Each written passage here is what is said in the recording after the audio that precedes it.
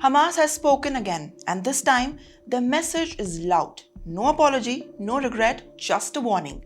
As tensions rise over the US brokered Gaza truce, Hamas is making it clear October 7th was their response, not their mistake. This is Navyabal and you're watching TimesXP. Today, we are diving into a major development from the Middle East.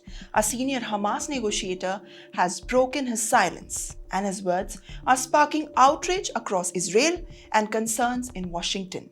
Speaking via video at conference in Beirut, Khalil al-Hayya, one of the Hamas top negotiators, said something that stunned the diplomats around the globe. He claimed the October 7th attacks, the same attacks that triggered the Gaza war, were a reaction to years of what he calls as the erasure of Palestinian rights.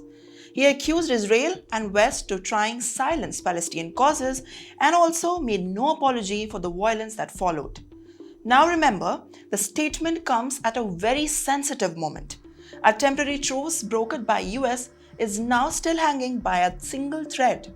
And behind the scenes, negotiations are getting intense. It gets even more complicated here.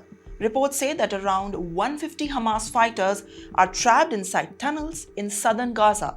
According to the Times of Israel, the US has privately urged Israel to allow safe passages for a limited number of the fighters. Why?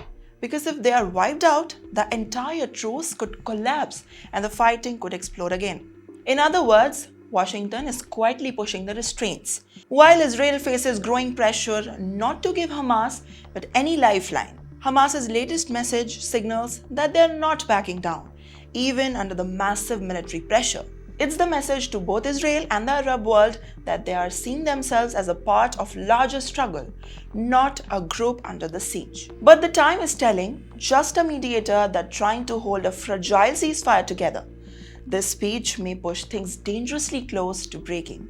So here's the big question. Is Hamas using defiance to strengthen the position, or it is risking the total isolation? Let me know what you think in the comments.